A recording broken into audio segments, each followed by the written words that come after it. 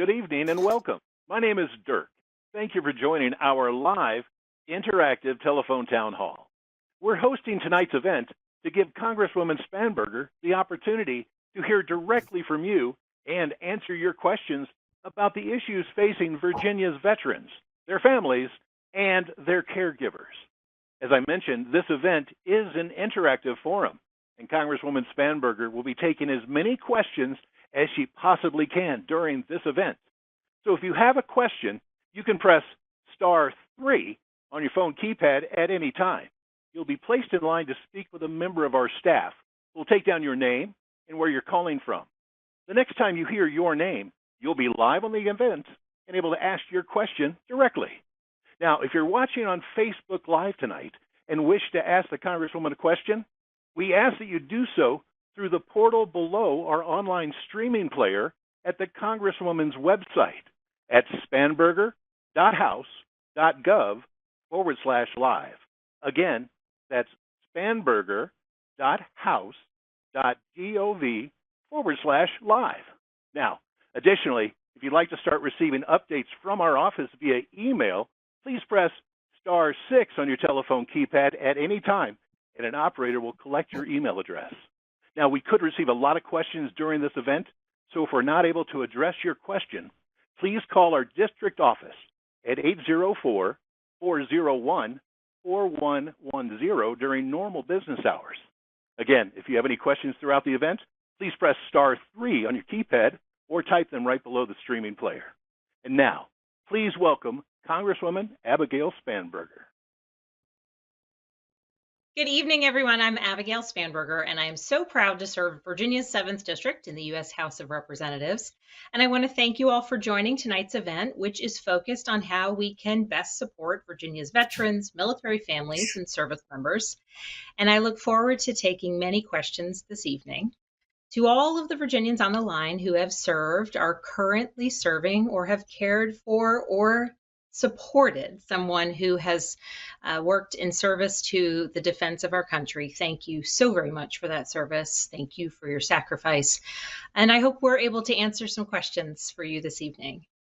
Tonight, I want to give one quick update related to some of my work for veterans here in Virginia, and specifically those transitioning to the civilian workforce after their service. And just to go back a couple of years, this bill is something I began working on after in 2018. I met a veteran when I was spending time with a group of veterans at a local community college, and he spoke about the challenges that he had faced transitioning from military service to civilian life. He had been a truck driver in the military and found tremendous hurdles in being able to transition into civilian life in his profession.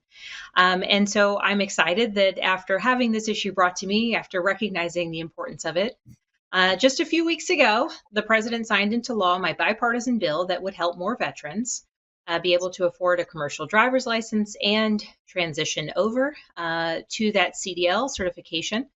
So that's an exciting step in one area. And I think it represents the type of common sense, straightforward reforms that at times we can make to clear some of the roadblocks that impact our veterans. And so tonight's event, hopefully we'll talk about being able to make the path for those who might be transitioning out of the military, who already have, or those who might be having challenges working with the VA. Hopefully, we will be able to answer some of your questions. And I'm delighted that we have 3 guests tonight joining us from the Virginia Department of Veteran Services. And for those who have joined past town halls, you'll know that we frequently have guests from the Virginia Department of Veteran Services who provide just a wealth of information. And so I am so grateful that they are spending their evening with us. And I'm going to turn it over to them for brief introductions, and then we'll get to answering your questions. So during the event, we will first hear from Ben Shaw, who is the Central Regional Director of the Virginia Veteran and Family Support Program. We will also hear from Guy Dinkins, who serves as a Benefits Director. And we are also joined this evening, and this is his first time appearing on a telephone town hall. We're joined by Mike Mullins, who serves as V3 Central Region Employer Liaison. I want to thank our guests for joining, for sharing their expertise about education and employment opportunities, benefits, and resources that are available to Virginia veterans. But before we get into the questions, I want to remind you my team is here to serve you. If you or a loved one have any special question or request or any challenge with the VA or any federal agency, please know that you can always call our office 703-987-2180. You can also contact my office online at spanberger.house.gov. And with that, I'm going to turn it over to Ben Shaw to start us off, Guy Dinkins, and then over to Mike Mullins. Ben, over to you. Congresswoman, thank you for the invitation. It's good to be back. I always like doing these. Just for everyone's awareness, I work for the program within Department of Veteran Services called Virginia Veteran and Family Support. We focus first of all on serving veterans and their families. We work with quality of life, overall disposition, mental health, and specifically removing barriers to mental health, suicide prevention, peer support, financial and housing stability. And lastly, I'd say if you don't know where to start, we are a good place to start. Thanks so much. Over to you, Guy. Thank you, Congresswoman. It's a pleasure to be with you again this evening. And thank you to all the veterans out there. My name is Guy Dinkins. I'm Director of Benefits for the Virginia Department of Veteran Services. We are the claims advocate branch, I guess, of the Virginia Department of Veteran Services. We are co-located in many of our offices with our partners there at VVFS. Some key features here is that we have 38 offices statewide, 136 personnel. That includes VSRs, which file your claims, and VSAs, which are the administrative support. Last year, FY24, we filed approximately 20,000 claims for Virginia veterans and over 120 appeals. And currently, our approval rate with the VA is holding at about 86%. So if you need to file a claim, a disability type claim, pension claim, survivor's pension claim, appeals, survivor benefit claims, aid and attendance, burial benefits, or check on your eligibility for VA health care, please stop by one of our offices. Thank you so much. And Mike, thanks for being with us. Thank you, Congresswoman. I'm Mike Mullins. I'm the employer liaison for the V3 program. V3 program connects veterans and employers together. We don't only connect veterans. We deal with transitioning service members, the military spouses, and dependents. We have about 3,600 employers that are trained and educated on the best practices to recruit, hire, and retain veterans.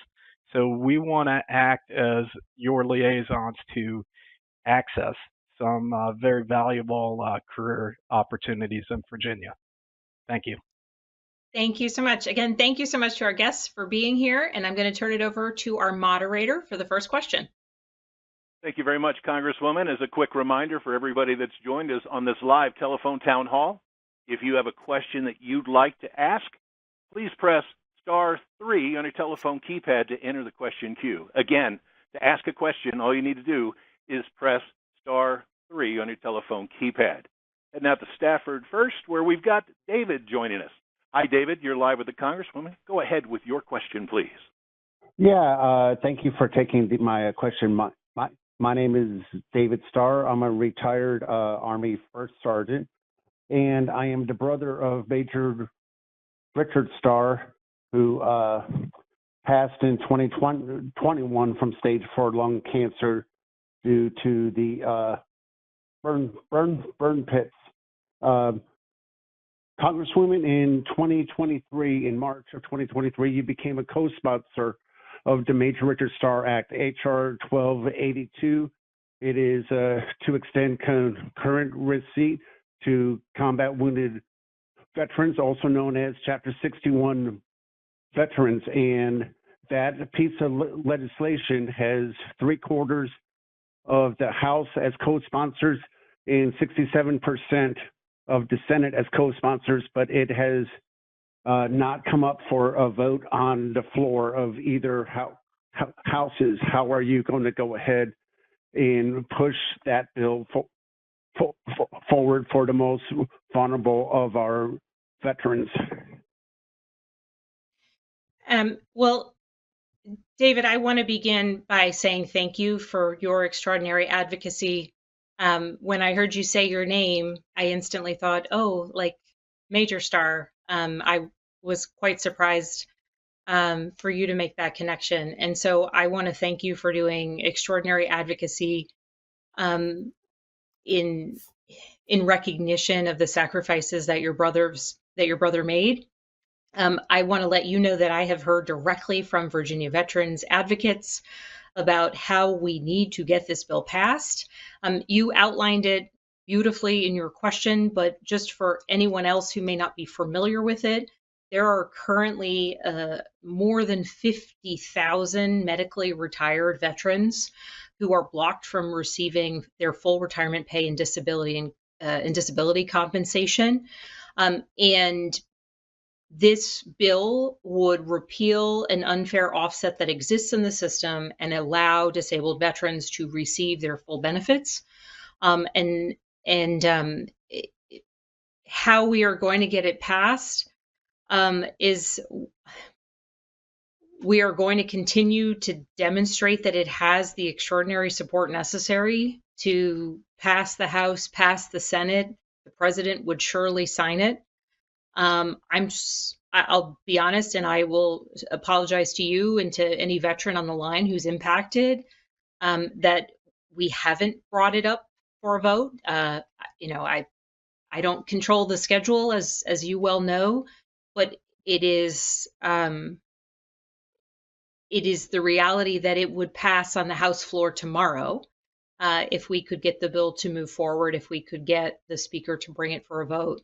I want to thank so many of the veteran services organizations that are doing tremendous advocacy, certainly in House Majority leadership with the Speaker's office, trying to get this bill to come forward for a vote. But again, I look forward to voting for it when it comes. I'm proud to be a co-sponsor of it, and I will continue to advocate for it to come to the floor, because certainly at a time when there's a variety of different disagreements that exist on Capitol Hill, this happens to be an issue that the vast majority of us agree with. And so, sir, thank you for calling in with this question. Thank you for allowing me the chance to highlight this particular bill. Because it's a federal issue, I'll end there. I'll open it up if any of our guests want to add anything. Otherwise, I'll turn it back to the moderator.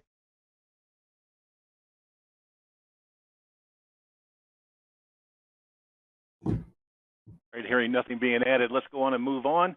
If, again, you are on the line with us this evening, thank you very much. If you've got a question you'd like to ask, simply press *3 on your telephone keypad to enter the question queue. Let's move out to Prince William, where we've got Terrence on the line with us. Hi, Terrence, you're live. Go ahead with your question. Yes, good evening, and thank you for taking my question. And my question is two parts, so I apologize for taking so much of your valuable time. My question is of a personal nature, but I'm sure I'm not the only one affected by this. I retired after serving 23 and a half years in the Marine Corps. Once I retired from the Marine Corps, my hearing got worse and worse. I went to the VA. They give me these very expensive hearing aids, but my disability percentage or rating is 0. I don't understand that. Part two of my question is, after serving 23 years in the Marine Corps, twice on the drill field, officer candidate school training, and other operations, and just training for 23 years, my feet, I did not complain about them in the Marine Corps because that would have prevented me from getting certain jobs that most Marines want in the Marine Corps, like becoming a Marine Corps drill instructor. So I did not complain. Once I retired, my feet got even worse. Again, I went to the VA. They give me these extremely expensive inserts to put in all my footwear. However, my disability rating is not 0. They're telling me that my injury is not even service connected. And I don't understand that either. Is there anything that I can or should do about that? So, Terrence, thank you so much for this question. I know you initially said it's a personal one, but I would say it is one that is wholly applicable to so many people who are likely listening in. We have people call our office regularly with the same sort of challenges. But for this one, I'm going to begin by turning it over to Guy, if you want to start with this one.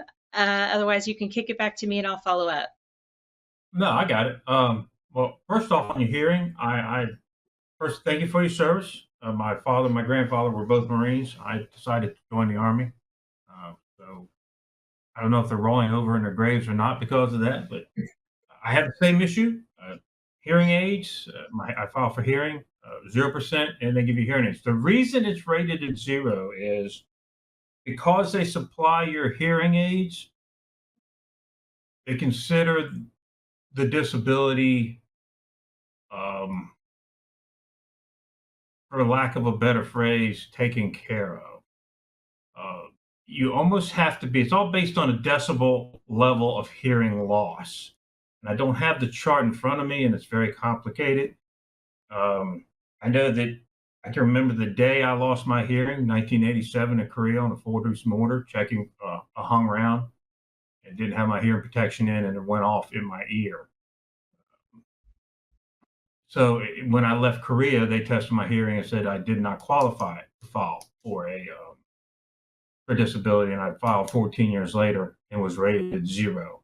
So it's all based on your level of hearing loss. I am probably almost deaf in my left ear without my hearing aid and hearing aids, and it's still rated at 0. The highest I have ever seen hearing rated was at 30%, and the gentleman I worked with was, in fact, even with hearing aids, I had to yell so he could hear me, and I worked on an appeal with him.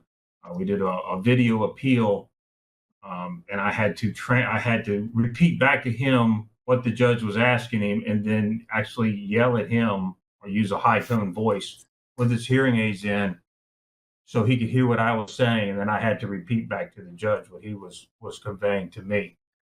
So I know it's hard to understand. You can certainly come by one of our offices. I don't know when the last time you had your hearing checked was, and we could file for an increase, but they're very rare. You almost have to be completely deaf before it will go any higher than 0% because the VA is giving you your hearing aids. It's almost akin to a veteran who comes in with prostate cancer, Agent Orange presumptive from Vietnam.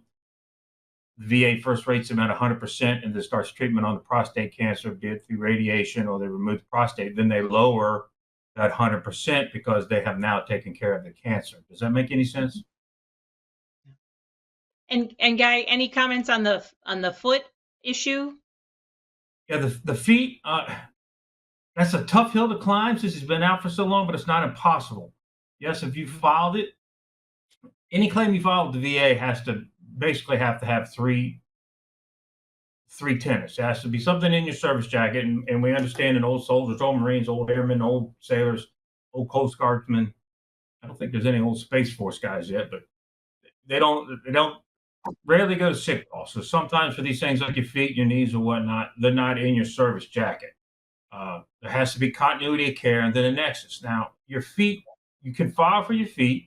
We can go back and look at it if you come into one of our offices, but you would have to almost have a doctor look at your foot problem and then write what's called a nexus statement to say, I have examined or I am aware of my patient's time in the Marine Corps. I have looked at his service jacket, and because of his job, XYZ, be it infantry or whatever, he spent a lot of time on his feet. This causes feet problems, and his problems now are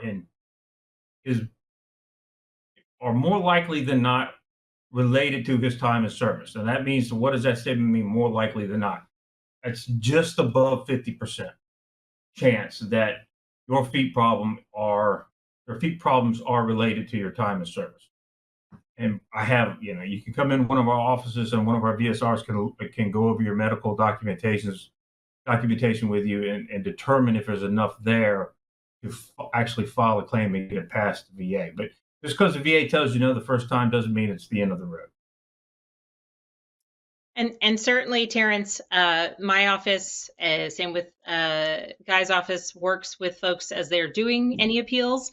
But we'll make sure that we have your contact information, and we'll provide you the information to get in touch with Guy's office, but also to make sure you have the information about how to file those forms in the first place. And then if you have any questions, we can make sure you follow with us or do it in person with Guy's team.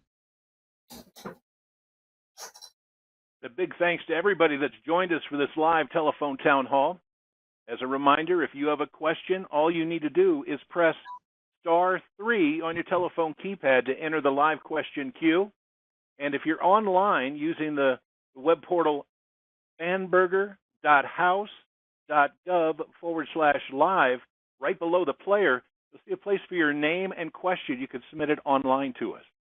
Staying in Prince William, we've got Donald on the line with us. Hi, Donald. You're live on the call. Go ahead with your question. Hi, and this is Donald Turner, Sergeant First Class, retired Army. As you know, I'm working with Abigail Spanberger's staff with a project that I have from the Tackett Mill office.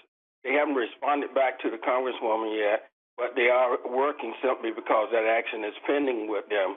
But so they have put a ramp on the side of my house. But right now, my problem is I need the porch upgraded in order to put a wheelchair lift, because the side porch with the ramp is only one part. The porch is wood and need to be concrete in order to support the wheelchair lift, and they won't pay for that. And the contractor wants $18,000, which I thought was a ridiculous quoted price. I want to know, is there any organization or some way to get them to push the issue in order for me to come out, because that porch has been there. The house is a 60-something, been in the work since 1960-something, and I need those boards taken out and concrete put in to show up from a wheelchair, particularly when I get the electric wheelchair sometime next month. Well, Donald, thank you so much for being in touch with my team. As you're already in touch with us and we're working on it, I'm going to turn it over to see if one of our guests is aware of any organizations or if they have any additional advice to provide. Donald, this is Ben Shaw at VDFS. I would say it's worth giving us a shout as well. We might be able to find some local resources, either have temporary fixes or perhaps more long-term fixes, or ensure that you've connected the dots already with multiple parties that already do this at both the federal, state, and local level. So it's worth a shot. It's not necessarily a yes, but neither is it a no. Okay. And Donald, we have your contact information, so we'll make sure that you're connected with Ben's office, and we'll follow up after the call. All right, moving back out to Stafford, we've got Anthony joining us on the line. Anthony, welcome to the call. You're live with Congresswoman Spanberger. Go ahead, please. Yes, hello, how you doing? My question is about the VA representatives that work for the state of Virginia. How is it that you go about getting that job? That was my first question. And the second thing is, the office that's in Quantico, I used to go there quite often. Every time I go there to try to get some help or whatever, no one is there. And I've called and I don't get return phone calls. Did they shut that office down? I hadn't been there in a while. And those are my two questions. Thank you. Well, I'll answer that. That is, sorry, ma'am. Well, first, I was going to turn it over to you guys. Perfect. We're not VA representatives. We are veteran service representatives and veteran services administrator. You just go on virginiajobs.gov, and we run about an 8% turnover rate in our service line throughout the state. Northern Virginia is especially high just because of the job opportunities are in and around that area. So feel free to apply. And then of course there's the interview process. If you screen in for one of the jobs that you apply for, and you would sit with the regional director and a panel of 2 or 3 other board members through an interview process. As far as Quantico office, can you tell me the number you've been calling? Because I used to be the North Regional Director, and I know that office is tops as far as customer service goes. Mr. Tom Holly that's his I guess the feather in his cap, so to speak, is customer service and filing BDD claims. So I know if you've been trying to get a hold of him, sir. Okay, I apologize. It's been a while. When I say a while, okay, I'm gonna say a couple years, because I stopped going because I couldn't get a hold of the person. Okay. So it's been several years. I don't know, and I remember that it was like when I was going, it was a couple changeovers when I was going, and so it was like during that period of time. I apologize. I don't remember the last time I've been down there. I'm just talking about something that happened, and that's what made me stop going there to begin with. Okay. And Well, no worries. I have 4 VSRs in that office right now because it's one of our busiest offices. We've got one that we're borrowing from Fredericksburg as they build out the new CBOC, just south of Fredericksburg area. She'll be going there, but we have 4 working there now. I also have an office in Manassas. There's 9 offices in Northern Virginia. We do have an online scheduling tool that I can point you to, or after the call, if the Congresswoman gives you my information, feel free to reach out to me, and I will walk you through setting up an online appointment with any office you want in the state.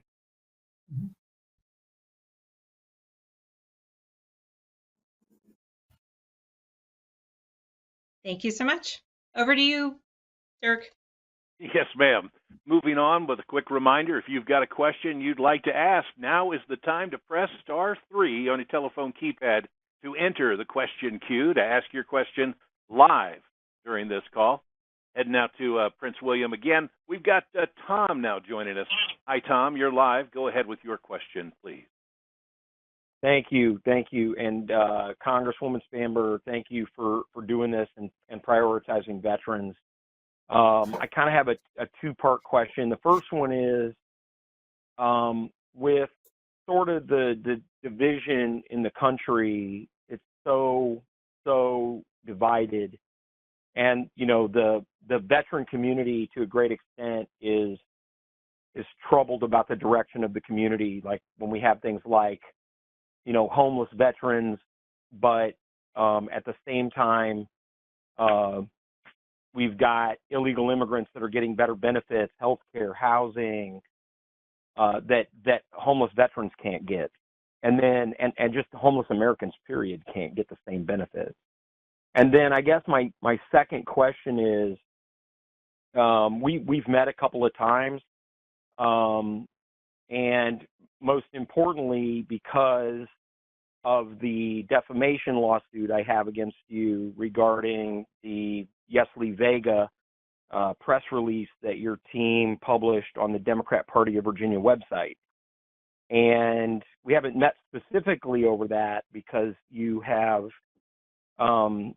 essentially ran from being served defamation paperwork, but as we all know, you're aware of the case. So I guess my question is, as a veteran and somebody also who's worked in the intelligence community, by the way, everybody, my name's Thomas Speciale. You can find me on the internet.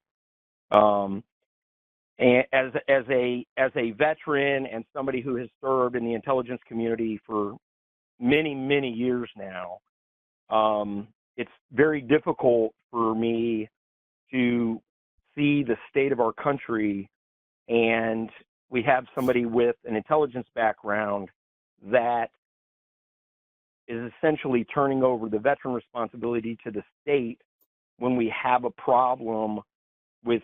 All right, let me jump in and get to some of your questions. Thanks so much for that, Tom. So, among the things that we'll speak to, and I want to make sure that I do turn it over to our guests if they want to speak to mental health resources, veterans homelessness.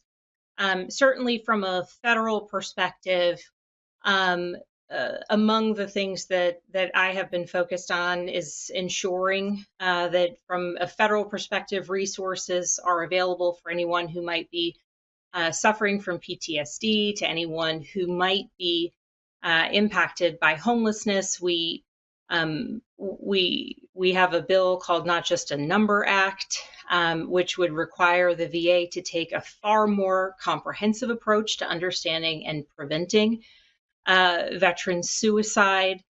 Certainly, we have moved forward with putting an emergency number in place for those who are in a point of crisis. As it relates specifically to immigration, certainly I can dive deeper into immigration policy. But in the interest of ensuring that we can get to the questions specifically related to veterans issues, I want to stay on topic, but I look forward to answering immigration related questions at our next town hall. Though I have a pretty expansive amount of details on the record in terms of what it is I think we need to do and must do to fix our broken immigration system. As it relates to the fantastic work that state organizations are doing, I am grateful that these three gentlemen are willing to spend their time with us all on this town hall, specifically because Virginia as a Commonwealth offers extraordinary services because of the size and scope and our commitment as a community to the veterans of Virginia. Virginia has tremendous resources that work in partnership and to complement what exists at the federal level to support those who are engaging with and working with federal agencies. And just on sort of one final federal point before seeing if any of the gentlemen want to discuss behavioral health or veteran homelessness. The VA supplemental appropriations bill, it passed by voice vote. It was signed into law by President Biden back in September. And that provides $3 billion in supplemental funding for FY24 because there was we were on track for a budget shortfall, and it was important that we, of course, close that gap. So with that, I'll end from the federal perspective on the variety of topics and see if any of the gentlemen want to speak a little bit about veteran homelessness or behavioral health, PTSD, mental health resources. Thank you. Tom, I'll take this. Thank you for your question and your concern about veteran homelessness and also related issues. I would say that much of what you brought up is definitely in the wheelhouse of Virginia Veteran and Family Support Program. We are not a housing agency, but we are dot connectors. We are cat herders. Our job is to, and this happens every day, all day long. Someone calls and said, I am homeless. I have been evicted and I have nowhere to go. I have my trash bag with my items in it that the sheriff let me take out of the house. And I, my family, my spouse, my minor children are homeless and I have nowhere to go. It is our job to walk with that person, not just say, here's your phone number and have a nice life, but to walk with that person as we connect them with the fairly flush resources in communities throughout Virginia that will ultimately, for the most part, either impact or resolve their homelessness situation. What that looks like in Richmond is very different from Charlottesville, which is very different from Galax, Southwest Virginia. So our job is to know about all the resources and make sure they're communicating to facilitate communication that's actually already happening or be a part of that table. We love doing it. We love helping people like that. And the goal, unfortunately, is never to eliminate homelessness. People are going to have circumstances that we can't always fix or impact. But the goal of Virginia government is to make it brief and non-recurrent. And I would say we're fairly successful with that. And we get those calls and we hop to pretty fast because it's our job. And none of us want to be in that situation. And we certainly can empathize, if not sympathize, with someone who's also in that circumstance. As for behavioral health, one of the most wonderful things about the PACT Act is to sort of through wide the doors of the VA to the veteran population for all manners of services to include behavioral health. And that's been a wonderful boon to the veteran population. But it may have also increased wait times in some specific clinics. And maybe it's just in other areas there is no VA clinic. My job and the job of our program by code mandate is to eliminate barriers to behavioral health. So if you call and say, I want therapy, or someone else calls and says, I want to work through this with my spouse, we're really struggling to get along after his discharge or her transition, call us and we will take care of it. We will pay the bill if that is an issue. Our goal is to get you in front of a competent licensed therapist who can work through that. And hopefully you don't need us after a while because you're moving along just fine. But we will pay the bill in the background while you do the hard work of the clinical session. And we do that by code mandate. I will tell you that currently our record from I need help to here's your appointment is 11 minutes. So we take that very seriously and attempt to do that as quickly as possible. We want to honor your desire to get better, or anyone's for that matter. I hope that helps answer in this situation. 11 minutes, that's extraordinary.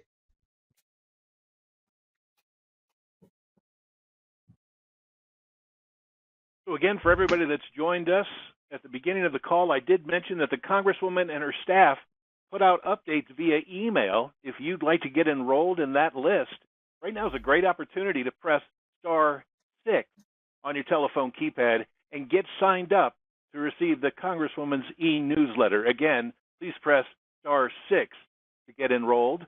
And we also have star 3 if you have a question that you would like to ask live on this call. Again, to ask a question live on this call, all you need to do is press star 3 on your telephone keypad. We've got Lewis now joining us from Prince William. Welcome, Lewis. Go ahead, please. Oh, hello. Thank you. I'm pardon me. Let me get into a little quieter area here. I'm sorry. Yes. I'm a veteran. My name is Lewis. I'm a 100% disabled veteran. And my wife and I bought a franchise specifically to help veterans stay in their home at a home health care franchise. And I've been getting to run around so much just to try to figure out how can I get in to start servicing my veterans. We've been in business and operating now in Prince William County for about 3 years, and we're successfully growing. But our primary focus, we want to help. We're helping everyone, but we definitely would like to take care of the veterans. It hits home for me because I'm there. I may be needing the service one day, given some of the challenges that I'm having right now with my arthritis. But nevertheless, I keep moving. But I really want to provide that service to my veterans, and I've been getting a runaround, and no one can tell me who to contact to get a part of that process.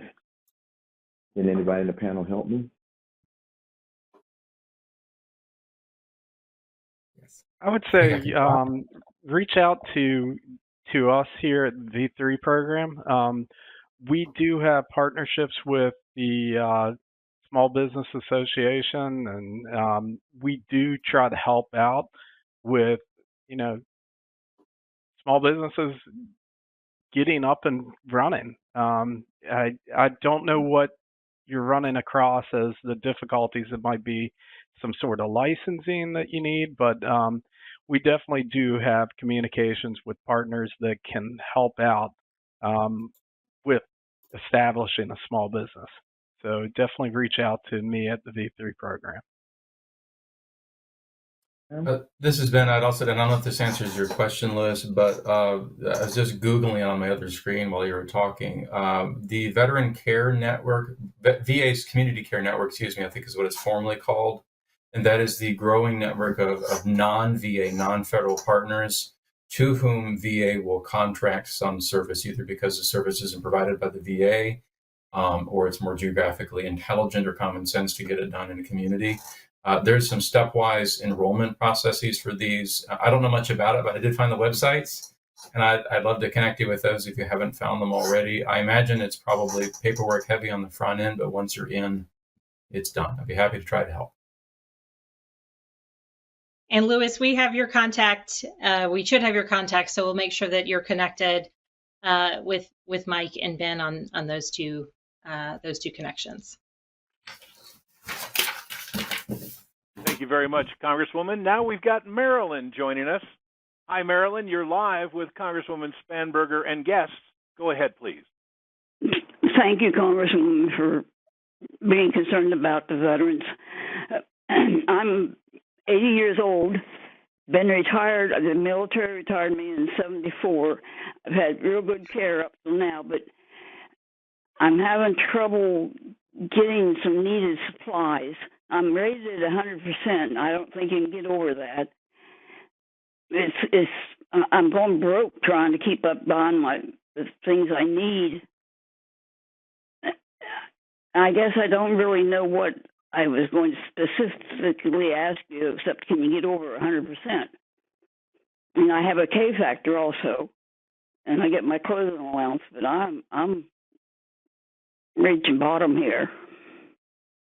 Well, and Marilyn, where are you located? Which county? In Caroline County. Okay. I want to just begin by saying thank you for your call, and I hear you that you're not asking a specific question, but I think that you're speaking to so many of the challenges that I know we hear from the veteran community particularly those who have high disability ratings, and particularly who might have significant healthcare needs. So I want to open it up to our guests because, to speak to beyond the disability rating issue, if you are already at 100%, certainly as Ben was discussing for Tom, there are so many resources across Virginia. And so while you might be at 100% for your rating already, I want to make sure that you're connected with any and all of the resources that could be helpful or supporting you, or for anyone else who's listening who might have a similar question. So I'll turn it over to any of our guests who might want to add resources. This is Ben, Marilyn. Thank you for your call. And I think I understand the situation. So 100% disabled, sounds great, and everyone thinks you're sort of flush with cash and resources, and it's not necessarily the case. So I think I'd like to work through a checklist with you to make sure that you sort of squeeze the grape as much as you can with anything the VA may have to offer. And part of that is actually a healthcare advocacy. Oftentimes, it's hard to ask the right question of the right person in the VA system. And when you do find the right person, you get a lot of help, but sometimes it's hard to find the right person. So I'd love to try to help with that, number one. Number two is sort of the reminder, and this is for everyone. Oftentimes, veterans, and this doesn't necessarily apply to you, to be very clear. Oftentimes, veterans forget that while they are veterans and there are resources and services specifically tailored towards veterans or mandated to them and no one else, but they are still citizens of Virginia, the Commonwealth, of a community of Caroline County in this case. So I'd also like to make sure that you have sort of gone through everything you possibly could at a non-veteran specific level, accessing resources based on your needs, your mobility, to make sure that you are in fact getting everything you're entitled to just because you're a human being living in Virginia. So that's what I'd like to try to do. It doesn't necessarily fix anything, and you may have already done that. But if you haven't, I'd love to try. And Marilyn, we should have your contact, so we'll make sure that you're connected with Ben, and we'll make those connections after the call. Congresswoman, we've got a question that was submitted by Gwendolyn online. And Gwendolyn says she submitted a claim for the PACT Act, and the VA denied her claim. Now she'd like to know how she can file an appeal. Gwendolyn, thank you so much for this question. I'm going to give you two distinct options or path forward.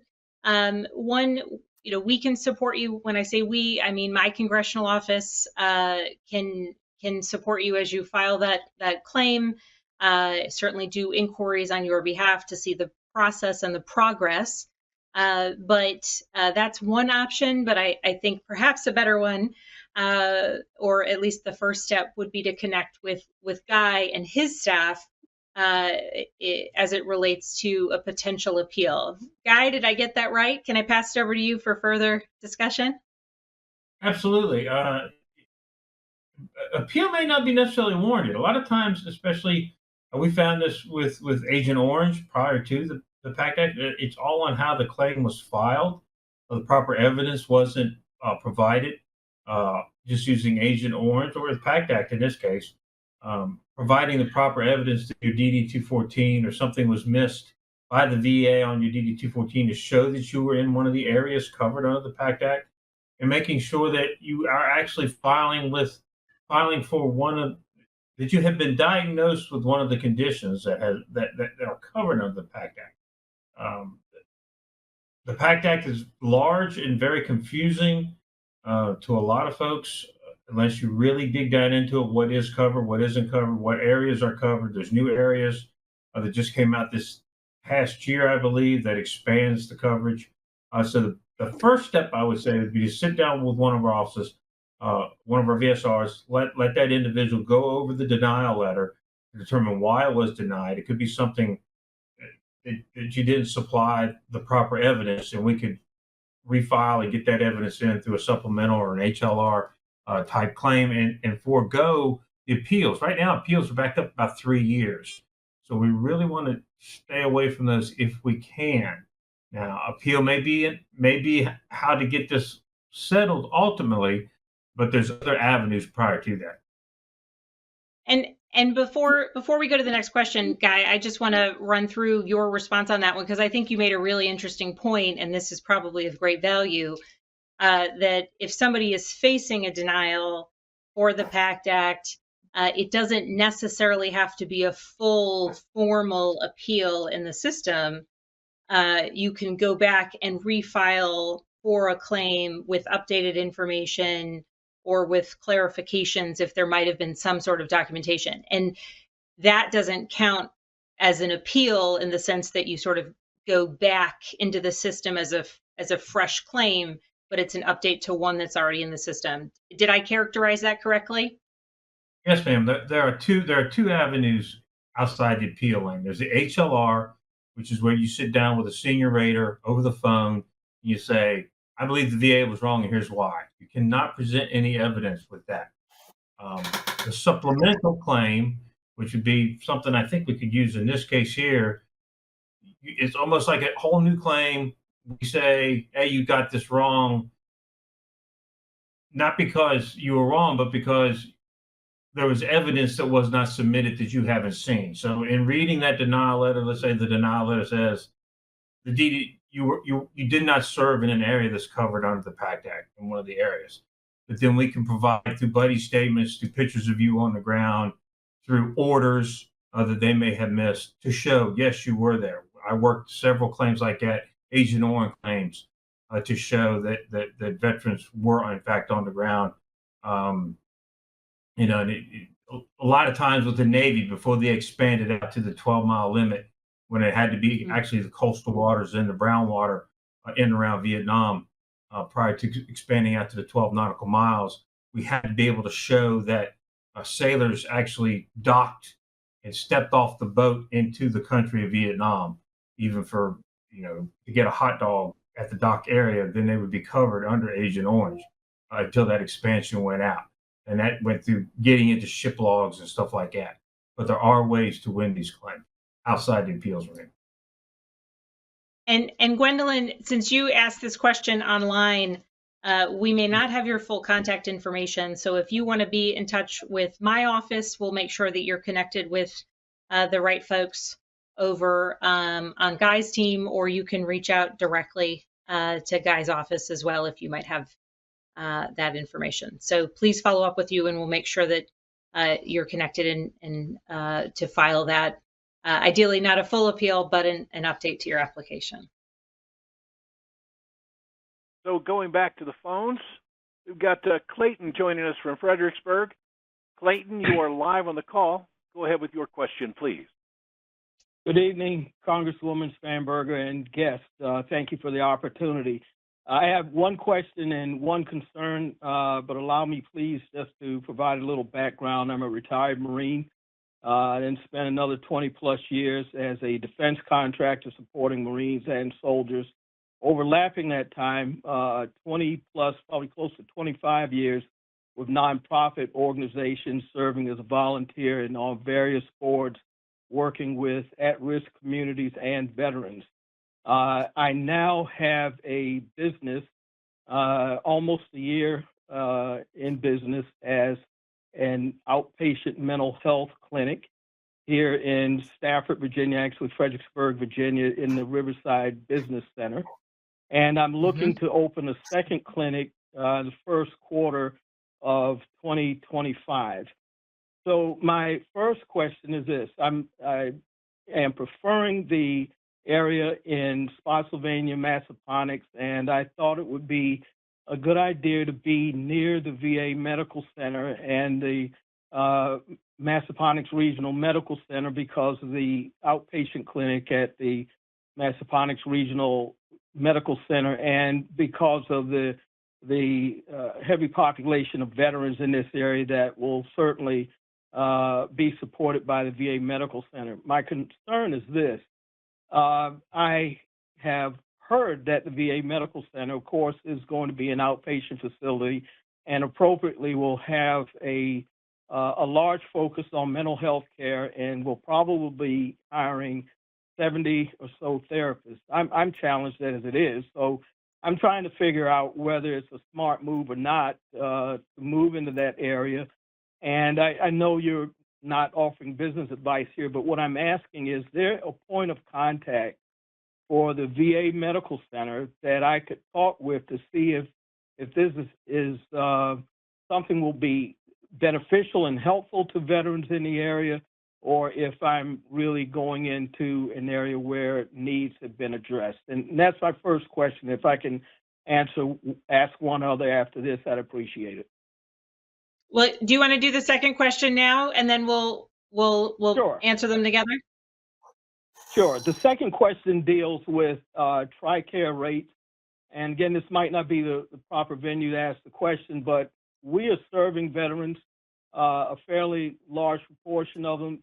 My challenge with TRICARE is, this is a crass way to put it, but we're losing money even when in comparison to Medicaid rates. And I don't understand why TRICARE will reimburse at a higher rate for an out-of-network provider than they do for an in-network provider as we are. And there's a substantial difference in the rates. And now I'm understanding why certain clinics don't support veterans under TRICARE. And I don't want to be in that position because I am a veteran.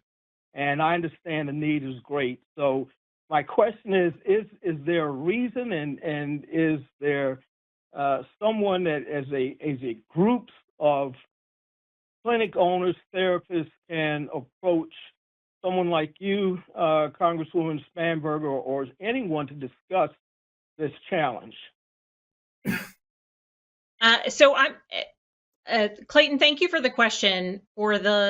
For our guests on the line, I'm going to start with this. If you all want to add anything, it's unclear whether or not this might be in your wheelhouse, so I'm just going to get at both of Clayton's questions. But if you want to jump in, please do.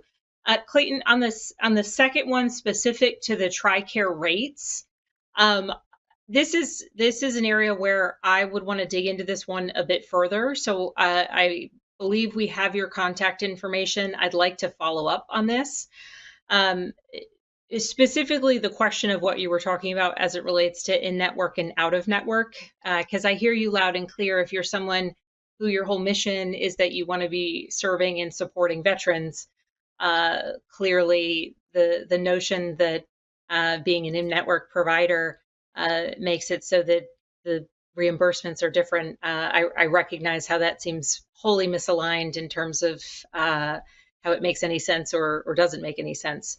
So I'll want to follow up with you on this one. I've got to dig into this and follow up on Capitol Hill related to reimbursement rates a bit, and maybe directly with the VA. And then as your other question related to whether it would be duplicative, recognizing if your goal is to provide supports to veterans, recognizing that there might be some duplication of efforts and resources if depending upon where you choose to put your second clinic.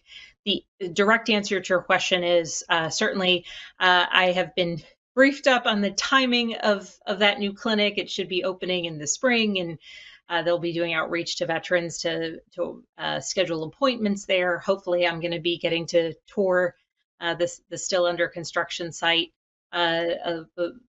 ideally next month. But the specific question about kind of the size and scope of their behavioral health practice, that one I can't answer for you. Again, you correctly noted, I certainly can't give you business advice, but I should be able to run down at least a little bit more details on how much there will be mental health services provided in that area. And certainly if that impacts where you choose to bring services to veterans, then that's your choice. But I certainly thank you for serving a career as a Marine, a career as a defense contractor, and then choosing to continue to press on in service, particularly supporting veterans. So it's a little bit of a to be determined on both of the answers to both of your questions. I'll make sure we have your contact information. But if any of our guests do want to add anything, I'll open it up to them at the moment. Otherwise, Clayton, you'll be getting follow-up from my office. Clayton, this is Ben Shaw with VFS. I only have one quick comment, and this is sort of this is for all veterans. So sometimes the VA can't serve you in the time you need, or doesn't have the specialty clinic or provider or whatever it is in the immediate toolbox to assist you. It is imperative that all veterans understand that they're welcome to ask their provider, quote, "May I be referred to care in the community?" End quote. May I be referred to care in the community? The more that question is asked, the more providers are going to be like, "Oh, okay, let's do that." If that's a faster, more expedient route to getting you where you need to go, they can do that. And that applies to virtually any health service you can think of, which I believe includes mental health as well. So that's an education piece, and awareness of that is growing in the veteran community. So I would say that as that gains momentum, there will be additional demand for out-of-network referrals from VA to community care network, wherever a clinic may be. I'd also sort of say as a comment that many veterans do want to speak and talk to and work through things with another veteran. So I think you have a gift, and I hope you keep doing it wherever it is you're doing it, because that is something that many people want, and yet there's remarkably few veterans doing. Thank you. So, Congresswoman, looking at the clock, it looks like we're reaching about the end of the event, but I want to make sure that I give you some time for some closing thoughts, please. All right. Well, I'm going to start by closing out, and then I'm going to turn it over to our guests if they have any closing comments. We've covered a variety of topics, and I have my to-do list in front of me of all the follow-up that we need to get to. So for anyone on the line who asked a question, and I said we would connect you with some of the gentlemen on the line in their offices, or I'd follow up. Just want to let you know we'll be following up the remainder of this week and making those connections. I realize it's 8:30 at night, so I said after the call. Just want to make sure no one is thinking I'm going to be following up this evening, leaving your ringers on or anything. So we'll be following up tomorrow and in the coming days to make sure that we're connecting you with the resources that are helpful. Certainly, anyone who has filed a claim with the VA or who has any outstanding issue with any federal agency, please, please, please call our office. Even just today, I was at an event and had a gentleman let me know that he had contacted our office a number of years ago in reference to a claim he had made with the VA, and quickly received some resolution. And it's always great to hear those stories. So thank you so much for joining. Thank you for the absolute privilege of serving you in the U.S. House of Representatives, working on legislation to support veteran community, certainly across Virginia and across the rest of the country. Thank you to everyone for your service. And especially this evening, thank you to Ben, Guy, and Mike for joining us on this call and bringing your expertise and the incredible resources that your organization brings to the community to this call. And so just to close us out, gentlemen, if any of you want to make any closing comments, I turn it over to you before we turn it back to the moderator. Congresswoman, thank you. We too have our homework and look forward to speaking to many of your constituents here in the next coming days. I've already gotten emails from your team about a couple to call back, so I'm excited to get doing on that tomorrow. Even better, in real time, conveying the contacts. Thank you so much, team who remains unseen on this call. Thanks for getting that information over. Guy or Mike, any closing comments? Yeah, thank you so much again for inviting me to attend this. It's a pleasure as always. Thank you to all the veterans online. If you ever need any help, please come to us first. Your taxpayers pay for this. Your taxes pay for this service in the state of Virginia. So please use our offices to help you with all your claims. Use Veterans Family Support for the needs that are outlined by Ben, and also V3 if you want to start up a business.